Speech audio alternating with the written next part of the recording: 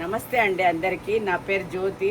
నేను హైదరాబాద్ నుండి వచ్చానండి. డాలస్కి వచ్చాను, యూఎస్ఏ డాలస్కి వచ్చాను. మా అమ్మాయి వాళ్ళ పెరట్లో దోసకాయలు బాగా పండుతున్నాయండి. దోసగా పెట్టమన్నారు పిల్లలు, అందుకని మీకు చూపించాలని వచ్చాను. ఇగో ఇదండి దోసకాయ. ఇప్పుడు దీంతో పచ్చడి పెడదామండి. దోస ఆవకాయకి కావాల్సిన పదార్థాలు చూపిస్తున్నానండి, చూడండి.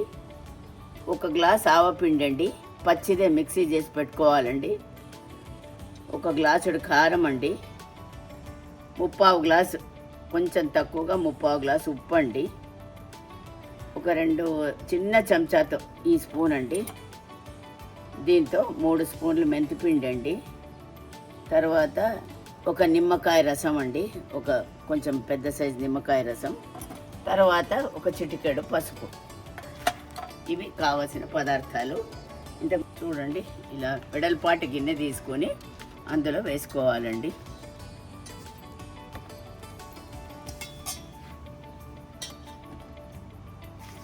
ఇప్పుడు ఆవపిండి అండి.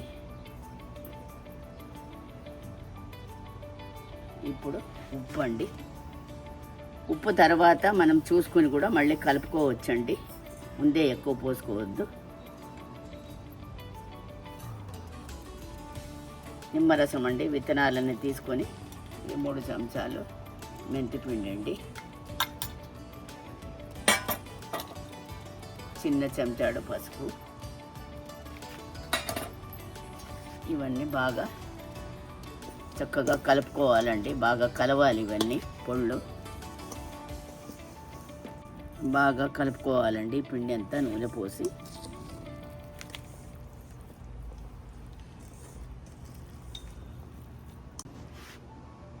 ఇదే గ్లాసుడితో నూనె పోసుకోవాలండి.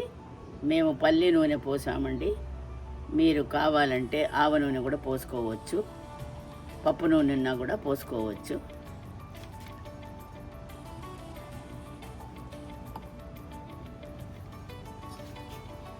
కదండి కోసి పెట్టుకున్నవి. ఇవి 8 గ్లాసులు ఉన్నాయండి, దాని కొలత చెప్తున్నాను. చేత్తోనే బాగా కలుస్తుందండి చెంచా కన్నా. ఆవకాయలు ఎప్పుడు చేత్తో కలిపితేనే అన్నీ బాగా కలుస్తాయి.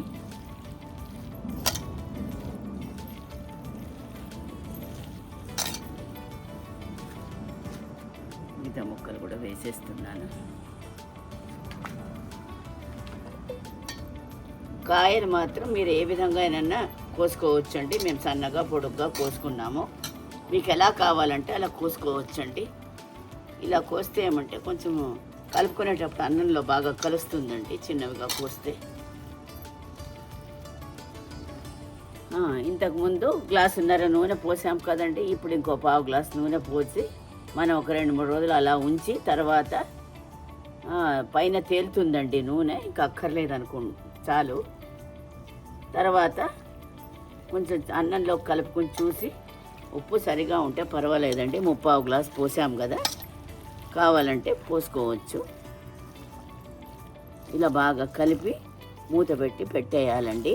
అంటే ఇది చాలా రోజులు నిల్వ ఉండాలి అని అంటే మనము పచ్చి నూనె పోసుకోవాలండి. లేదు 1 నెల 2 నెలలు అవ్వగొట్టేస్తాము అంటే మాత్రము కాచి చల్లార్చి ఆవాలు, తర్వాత అన్ని జీలకర్ర, అన్ని ఇంగువ పొడి అంతా వేసి కూడా వేసుకోవచ్చు నూనె. కానీ ఇది చాలా రోజులు ఉండాలని నేను పచ్చి నూనె కలుపుతున్నానండి. కొందరు కాచి కూడా పోసుకుంటారు చల్లార్చి.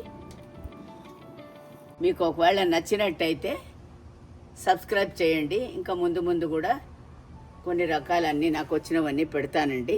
ఇది మీకు నచ్చినట్టయితే సబ్స్క్రైబ్ చేయండి. ఉంటానండి, నమస్కారం అండి. ఇప్పుడు 3వ రోజు అండి, దోస ఆవకాయ తీసి చూద్దాము.